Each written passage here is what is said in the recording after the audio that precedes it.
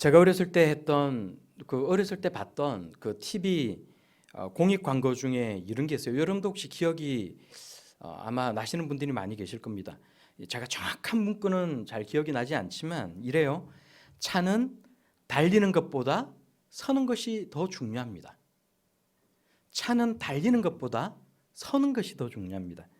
그러니까 교통사고가 많이 일어나고 하니까 아마 이제 이런 공익 광고 문구를 만들어서 이제 TV에서 이렇게 계속해서 사람들에게 이런 걸 들려준 것 같아요. 그런데 어릴 때 이제 그 광고를 공익 광고를 보면서 제가 들었던 생각은 마음 한켠에 차는 잘 서는 것도 물론 중요하지만 그래도 잘 달리는 게 중요한 거 아닌가? 그런 생각이 들었단 말이에요. 여러분은 어떻게 생각하십니까?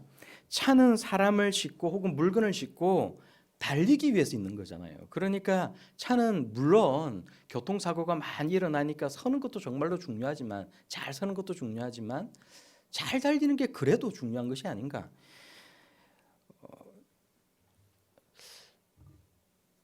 차가 잘 달리지 못하고 모양도 예쁘고 여러 가지 많은 옵션도 달고 있는데 잘 달리지 못하는 차가 있으면 그 차 주인이 그 차를 바꾸고 싶지 않을까요? 실제로 예전에 제가 아는 분이 이런 일이 있어요. 이제 그러니까 제가 아니고 제가 지금 말하는 그분이 아는 분이 또 아는 분이 외국에 선교사로 나가시면서 자신이 몰던 차를 주고 나갔어요. 뭐 선교지 나가는데 무슨 차가 필요하겠느냐. 너도 이렇게 사역을 하니까 이렇게 뭐 사역하는데 필요한 데 써라. 그러고 주고 선교로 나간 거예요.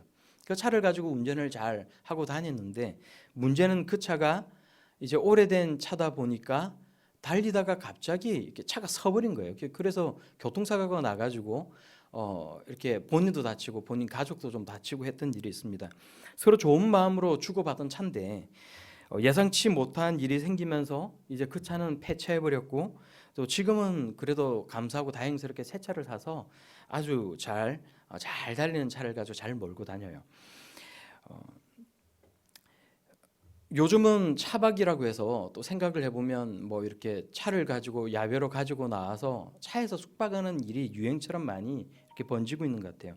근데 아무리 차박하기 좋도록 차를 개조하더라도 차가 운행할 수 없다면, 차가 바깥으로 끌고 나갈 수 없다면 무슨 소용이 있겠습니까? 제가 지금 무슨 말을 하고자 하는지 아세요? 본질이 중요하다는 거예요. 여러분 그렇지 않아요? 이게 전기포트는 물을 끓여야 되는데 본질적인 기능을 잃어버리면 전기포트로서의 의미가 없더라는 거예요. 탁상시계를 샀는데 고장이 나서 하루 두 번만 시간이 맞는다라고 생각을 해보세요. 하루에 두 번만 시간이 맞는 건 고장이 나서 하루에 두 번 맞는 거잖아요. 그러니까 시계로서는 의미가 없는 것입니다. 모양이 예쁘면 어떻게 그걸 장식용이라도 쓰는 사람이 있을지는 모르겠지만 그 기능을 쓸 수 없는 그 시계는 아무 의미가 없는 거예요. 다른 용도로 변환해서 사용할 수 있으면 물론 그렇게도 사용할 수는 있겠지만 그 원래 그 만든 목적대로는 사용할 수가 없는 것입니다. 우리 인생도 마찬가지 아닙니까? 우리 신앙생활도 마찬가지라는 거예요. 우리 인생의 본질, 삶의 목적, 우리 믿음의 본질, 우리 교회의 본질은 여러분 지금 무엇이라고 생각을 하십니까?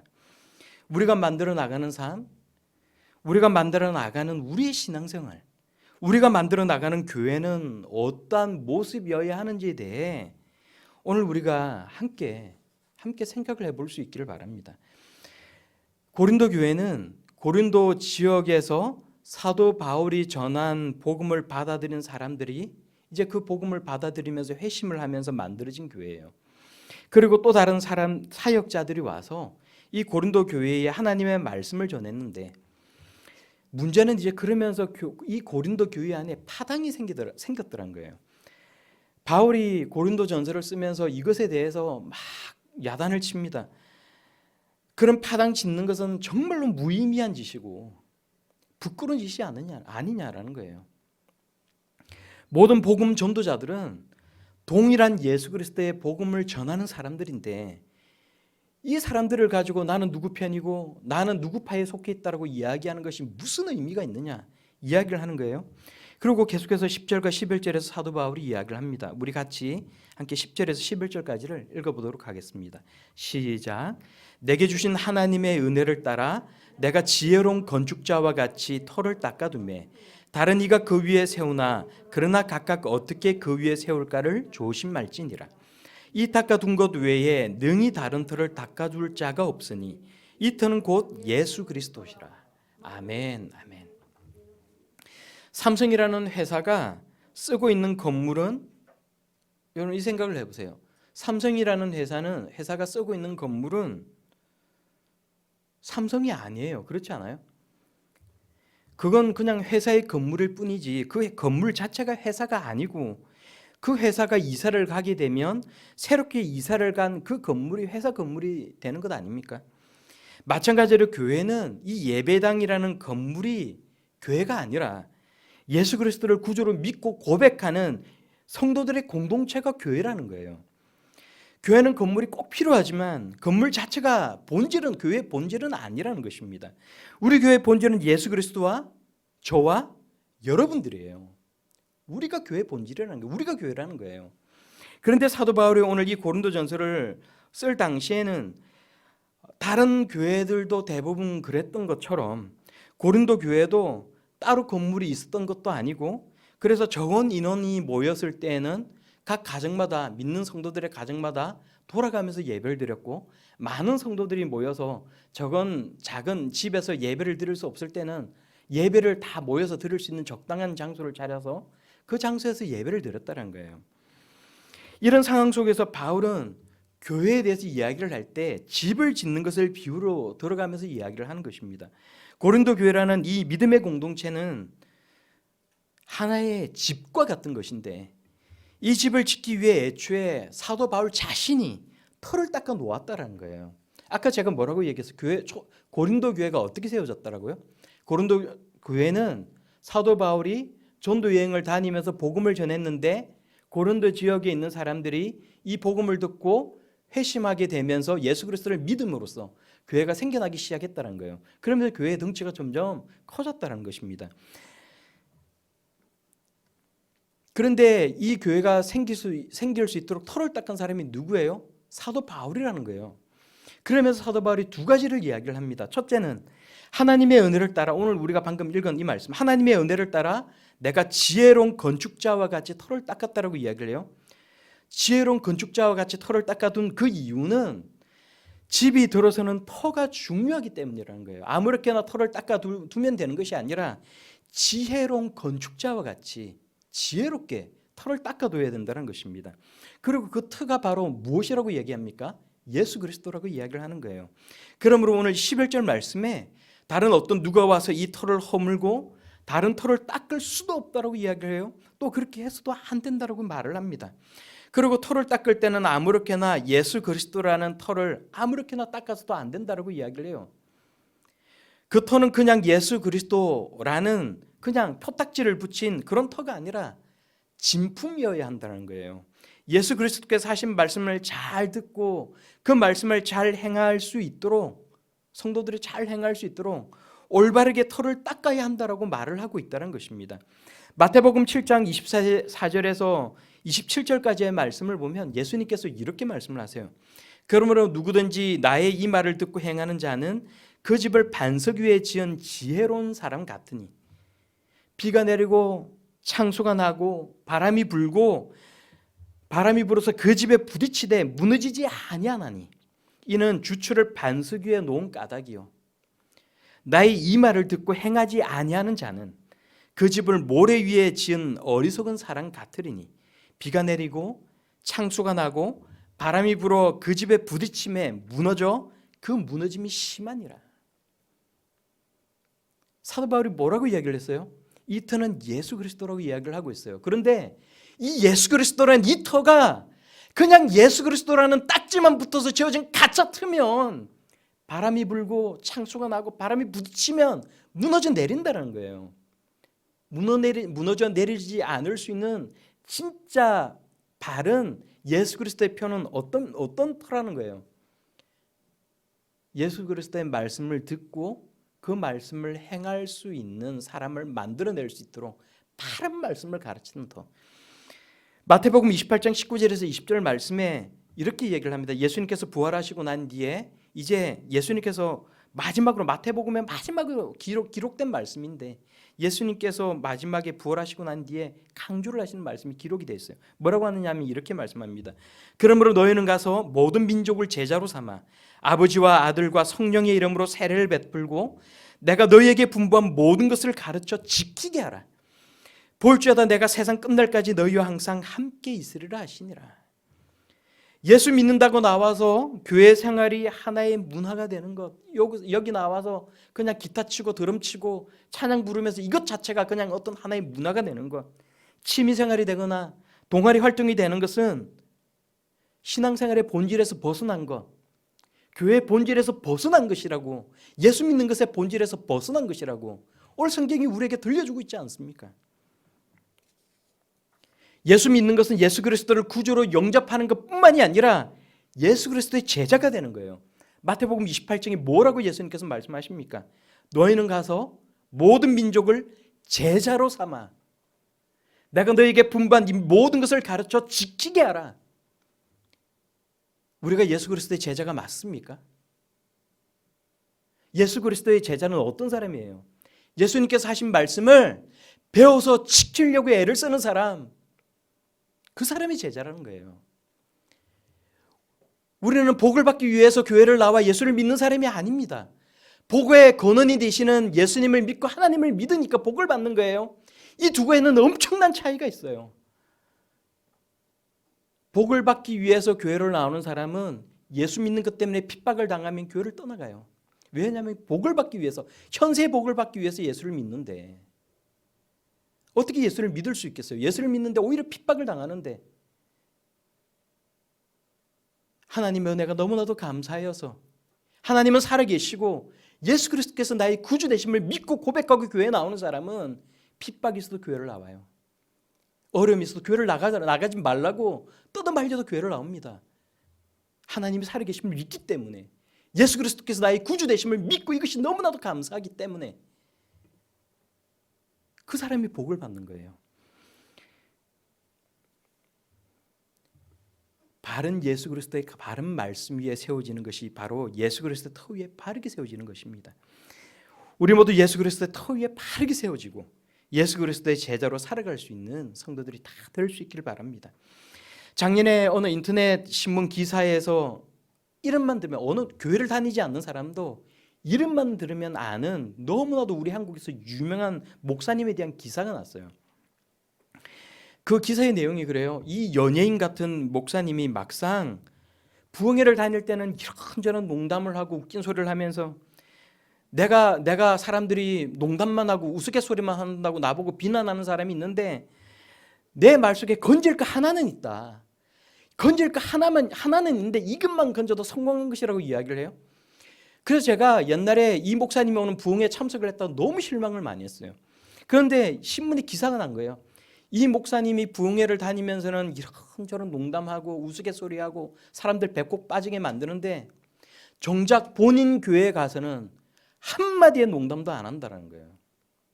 마치 신학교에서 가르치듯이 성경 붙들고 너무 진지하게 성경 말씀만 바르게 전한다는 거예요.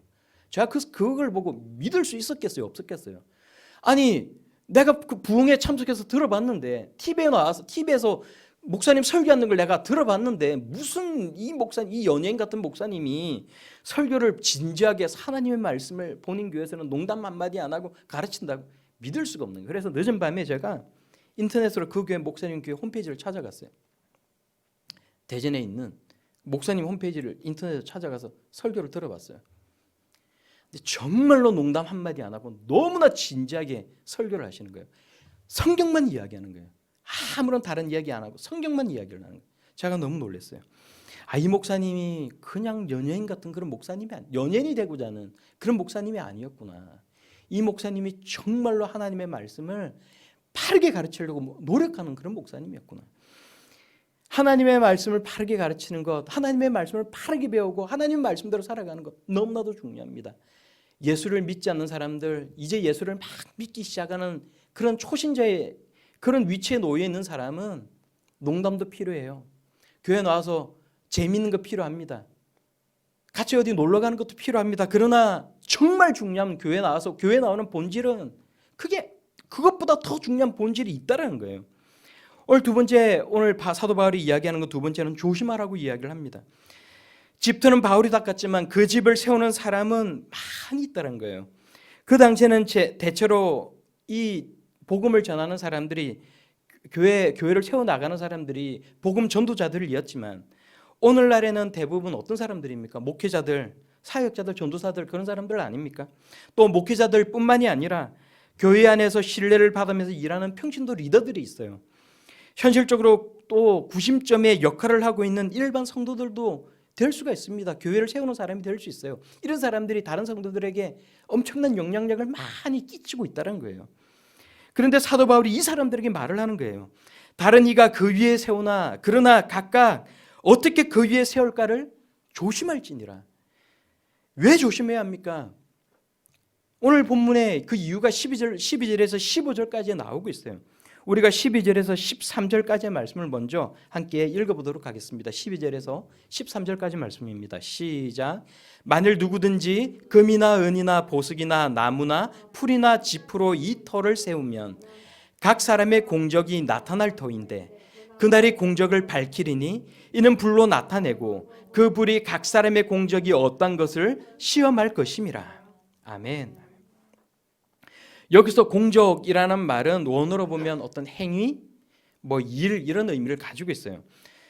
세번역 성경을 보면 13절 말씀에 보면 13절 말씀은 업적이라는 표현을 쓰고 있고요. 우리가 지금 읽지는 않았지만 뒷구절 14절 15절을 보면 작품 똑같은 단어지만 작품이라는 단어를 쓰고 있어요. 그런데 제가 이 세번역 성경으로 된 걸 읽어보다가 참 이게 재밌는 거예요. 이 작품이라는 표현이 참 재밌지 않습니까?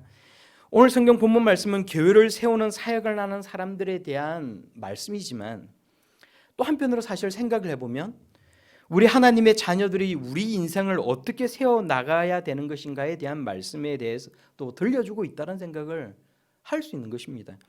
그래서 비단 교회 목회자들, 교회 사역자들, 교회 리더들에게만 주어지는 말씀이 아니라 이 말씀을 확장시켜보면 결국 우리 인생에 대한 말씀도 되지 않는가라는 생각을 할 수가 있다는 거예요. 첫째로는 교회를 세워나가는 일에 대해 모든 리더들에게 오늘 이 성경 본문 말씀이 주어지는 말씀인 것이고, 둘째로는 이 말씀을 확장시켜보면 결국은 우리 인생을 세워나가는 우리 모든 하나님의 자녀들에게 주시는 말씀이라는 것입니다. 교회를 세워나가는 목사와 직분자들인 여러분들에게 이 하나님의 말씀이 주어진다라는 것을 생각해 볼 때 여러분은 이 말씀을 들으면서 어떤 생각이 드세요? 여러분들이 한번 진지하게 오늘 이 성경 본문 말씀을 가지고 나에게 하나님께서 어떻게 교회를 세워나가라고 하시는지에 대해 한번 생각을 해볼 수 있으면 정말 좋을 것 같아요.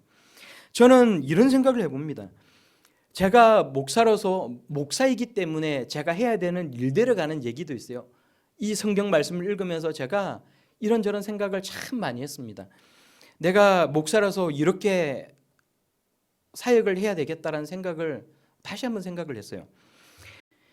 교회를 본질에 맞게 세워나가고 인생을 아름답게 세워나가는 것, 내 생각, 사람의 생각, 세상의 기준이 아니라 하나님 앞에 칭찬받을 수 있도록 작품을 만들어 나가라. 오늘 성경 말씀이 우리에게 그걸 들려주고 있는 것 아닙니까?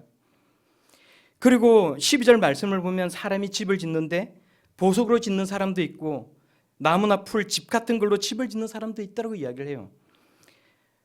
성경 말씀을 읽으면서 아니 이게 정글도 아닌데 무슨 정글의 법칙도 아니고 풀로 집을 짓는 사람이 어디 있습니까? 집을 지을 때 나무 없이 전부 금으로만 짓는 사람이 어디 있어요? 라고 여러분 그런 의문을 가질 필요는 없습니다. 오늘 성경 말씀은 비유인 거예요. 진짜로 금으로만 집을 짓고 은으로만 집을 짓는다라는 게 아니라 우리에게 비유로 들려주고 있는 거예요. 귀하고 가치 있는 것으로 집을 짓는 것과 그렇지 못한 것, 쉽게 타지 않는 것과 쉽게 타서 없어지는 것을 비교하고 있는 거예요. 하나님께서 보실 때 각기 금이나 은이나 또 다른 보석이나 나무나 풀이나 짚으로 집을 세우는 사람이 있다는 거예요.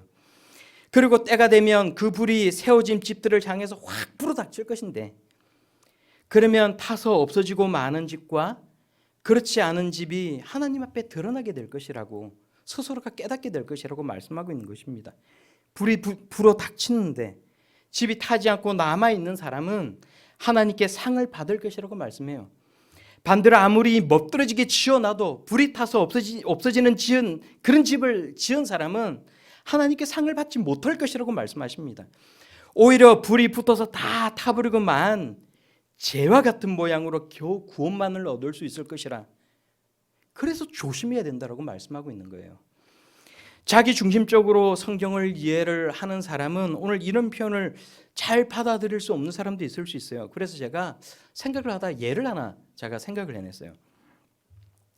나이 차가 얼마 나지 않은 자식들을 여섯이나 둔 어떤 사람이 있었습니다. 일찍 아내를 여의고 여섯이나 되는 자식들을 정말 힘든 가운데서 잘 키웠어요. 다 대학까지 졸업을 시켰는데 어느 날 그만 몹쓸병에 걸려서 갑자기 이제 죽게 생긴 거예요. 예화예요. 뭐 실제로 있었던 일도 아니고 그냥 만들어낸 이야기예요.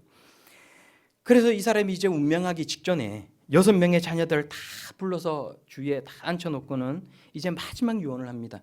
내가 집도 없이 전전하면서 너희들을 참 힘들게 키웠지. 그런데 내가 언젠가는 집을 사야지 생각하면서 그동안 사모은 집 모양의 하우스 모양의 장식품들이 있잖아. 너희도 알겠지만 이게 다 6개고 전부 다 주먹 크기만 한 거지. 너희들을 먹이고 공부시키는데 내가 이 돈을 다 써야 되지만 너무 집이 없는 게 내가 한이 되어서 그것만이라도 갖고 있지 않으면 내가 견딜 수가 없었거든. 이제 너희 6 형제에게 내가 이것들을 다 유산으로 나눠주겠다. 하나는 금으로 된 집이고 하나는 은으로 된 집, 하나는 루비, 하나는 나무, 하나는 풀로 엮어서 만든 집, 마지막 하나는 짚을 꼬아서 만든 집이야. 이제 남매끼리 사이좋게 나눠서 이것을 팔아가지고 이제 너희 생활비로 쓰도록 해라. 이제 만약에 여러분이요. 만약 이 6명의 자녀 중에 한 명이라면 이 말을 들을 때 어떤 생각이 들 것 같아요? 여러분이 이 중에 5째나 6째 동생인데 첫째 형이 이렇게 이야기를 하는 거예요. 아버지가 유산으로 남겨준 건 다 소중하잖아. 그러니까 첫째부터 막내까지 차례대로 금, 은, 루비, 나무, 풀, 집 이 순서대로 그냥 우리가 나눠 가지는 게 어때? 이렇게 말을 하면 여러분 어떤 생각이 들겠어요? 그 말을 들으면 여러분들이 맞아요. 다 똑같이 아버지께서 유산으로 남겨준 소중한 거니까 우리 그렇게 하도록 합시다 라고 말할 사람이 누가 있겠습니까? 하나님이 집을 비유할 때 종종 이런 표현을 쓴단 말이에요. 하나님이 지내는 집에는 하나님의 집은 큰 집인데 하나님께서 쓰시는 그릇 가운데는 금으로 된 그릇, 은으로 된 그릇, 혹은 나무로 된 그릇, 흙으로 된 그릇이 있어. 성경이 우리에게 들려준단 말이에요. 너희가 귀중하게 쓰이는 그릇이 되라. 금그릇과 같이 은그릇과 같이 귀중하게 쓰이는 그릇이 되라. 우리에게 말씀하시는 거예요. 질그릇과 같이 쓰레기를 버리고 오물을 버리는 그 당시 문화에서 그렇게 사용되는 그런 질그릇이 되지 마라. 우리에게 말씀하시는 거예요. 오늘 본문 말씀도 그거예요. 다 중요하지 않아요? 큰 집에는 금, 은 그릇뿐만 아니라 나무로 된 그릇, 흙으로 된 그릇도 다 자기 역할을 하는 것 아닙니까? 라고 하는 것은 그 사람이 가지고 있는 생각이고 비유를 들어 설명하는 사람의 입장이 중요한 거예요. 오늘 하나님의 말씀이 우리에게 무엇을 들려주고 있습니까? 하나님 앞에 각기 다 집을 우리 인생의 집 혹은 교회에서 교회를 세워나가는 그 집을 짓는다는 거예요. 어떤 사람은 그 집을 짓는데 금으로 만듭니다. 어떤 사람은 은으로 만들어요. 어떤 사람은 다른 어떤 루비나 이런 다른 보석으로 만들어요. 또 어떤 사람들은 나무나 풀이나 집과 같은 그런 걸로 이용해서 그런 걸 통해서 집을 만든다라는 거예요. 그런데 그날에 성경을 본 말씀 그날에 우리에게 시련을 닥치는 날 혹은 예수 그리스도께서 재림하시는 날 혹은 우리가 하나님 앞에 죽어서 우리 인생을 결산하는 날에 하나님께서 그것을 다 제대로 우리에게 그것이 제대로 진 집인지 확인하시겠다는 거예요. 여러분이 물욕이 없고 우애가 아주 돈독해서 첫째 형이 첫째부터 금, 은 순서대로 가자 그러면 물욕이 없고 형제 간의 우애가 돈독해서 설령 그렇게 합시다라고 말을 할 수도 있겠지만 그러나 금, 은, 루비로 된 집 모양 장식 이렇게 금, 은, 루비로 된 이런 것들을 내가 받지 않고 풀이나 나무나 짚으로 된 집 모양의 이 장식품을 갖겠다라고 말할 사람은 우리 가운데 아무도 없다는 거예요. 다 누구나 값지고 비싼 것, 귀한 것을 갖고 싶어 하지 않습니까? 오늘 성경 본문 말씀도 마찬가지라는 것입니다.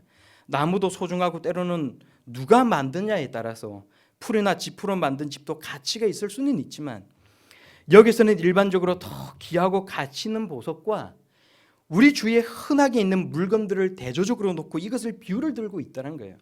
그리고 때가 되면, 그날이 되면 세워져 있는 그 집들의 불이 불어 닥칠 것이고 타수 없어지는 재료와 그렇지 않은 재료를 하나님께서 구분하실 것이라고 말씀하는 것입니다. 타수 없어지지 않고 귀한 보석을 건축 재료로 쓴 사람은 하나님께 상을 받을 것이라고 우리에게 말씀하고 있다는 거예요. 겨우 구원만 얻는 사람, 그런 사람이 되지 말고 하나님 앞에 귀한 인생 들여서 귀하게 우리 인생을 세워나가서 상을 얻는 사람이 되라. 오늘 성경이 우리에게 그것을 전해주고 있다는 것입니다.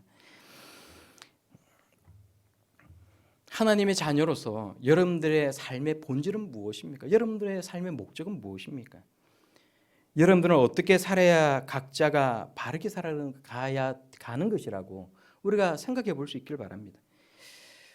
저는 그런 생각을 해본 적이 있어요. 내가 만약에 목사가 되지 않았으면 나는 과연 어떻게 살았을까?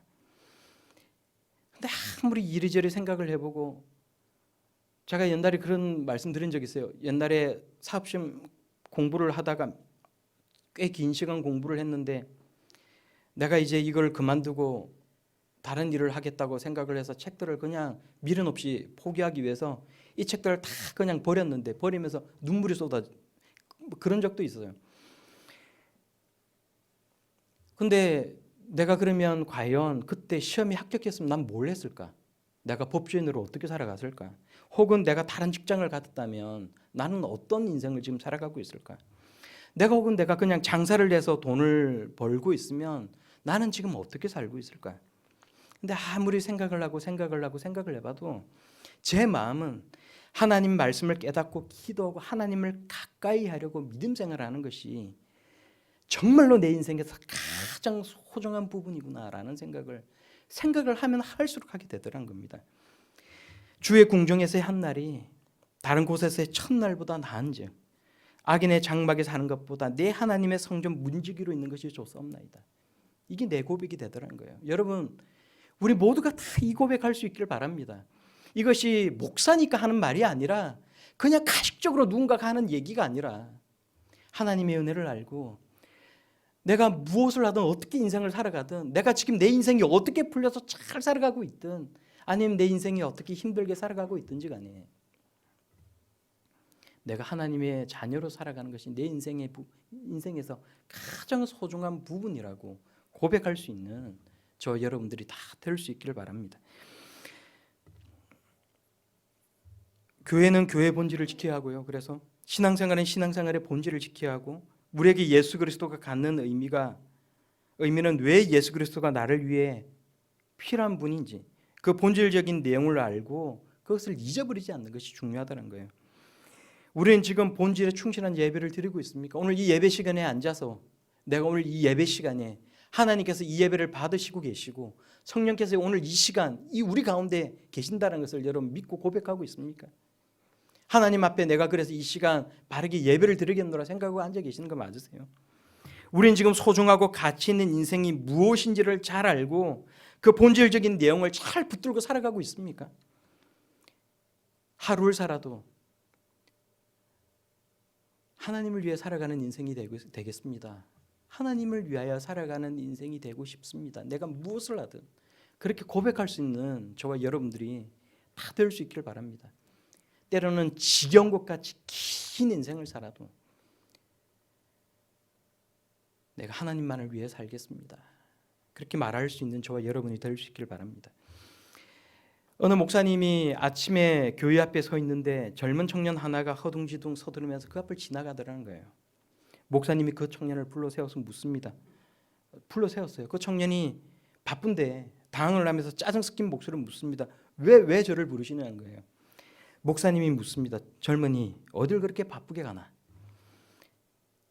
보면 모르십니까? 회사 출근 시간이 늦어서 지금 급하게 가고 있는 중입니다. 목사님이 또 물어요. 아니 그렇게 바쁘게 직장 생활을 하면서 이 다음에는 뭘 할 건가? 승진도 하고 결혼도 해야죠. 그리고 그 다음에는 뭘 할 건가? 그 다음이요. 그 다음에는 자식 낳고 잘 키워야죠. 그리고 그 다음에 뭘 할 건가? 다 키운 자식들 시집장가 보내고 손주도 봐야죠. 그리고 그 다음에는 아름다운 노년을 보내야죠. 그리고 그 다음에는요. 그 다음에는 죽겠죠.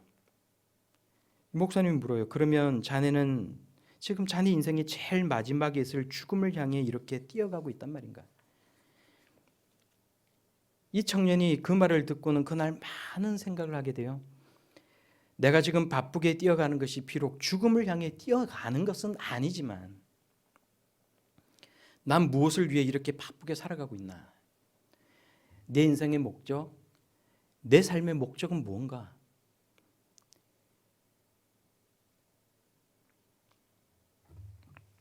저는 이 이야기를 제 고등학교 1학년 때 주일 11시 예배 부산에 있는 명장교회라고 그 교회 담임 목사님께 들었습니다.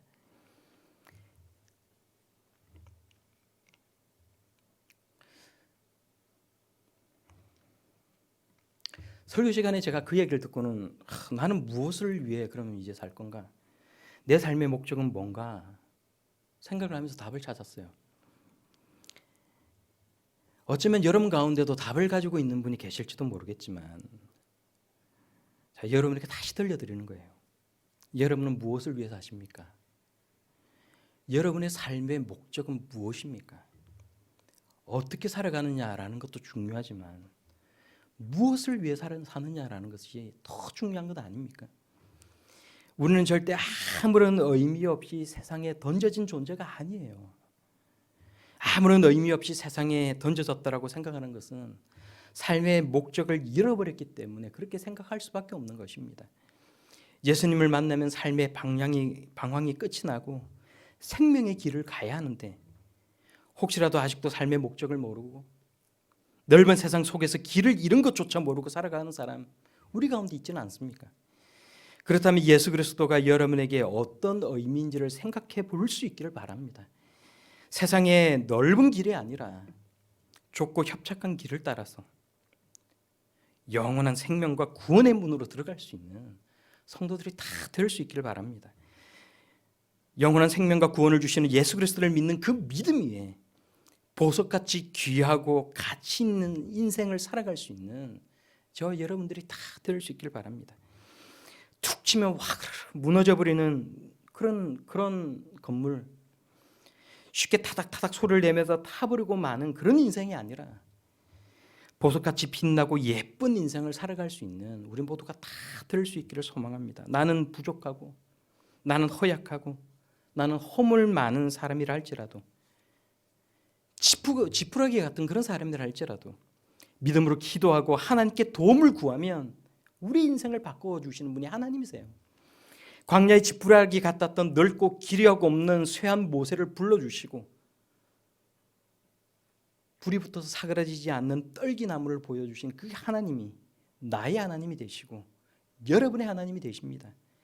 어제나 오늘이나 살아계시고 변함없는 능력과 은혜로 역사하시는 하나님 앞에 지금 믿음으로 고백하고 기도할 수 있기를 바랍니다. 내 인생이 하나님 앞에 보석 같은 작품이 되게 하여 주옵소서. 삶의 선명한 목적을 향해 이 한 주간도 하나님의 은혜의 손 꼭 붙들고 살아가는 우리 인생들이 되게 하여 주옵소서. 주여 우리의 인생을 날마다 새롭게 하시고 하나님께 칭찬받고 상관없는 우리의 삶이 되게 하여 주옵소서라고 그렇게 살아갈 수 있는 저와 여러분들이 다 될 수 있기를 우리 예수님 이름으로 축원합니다.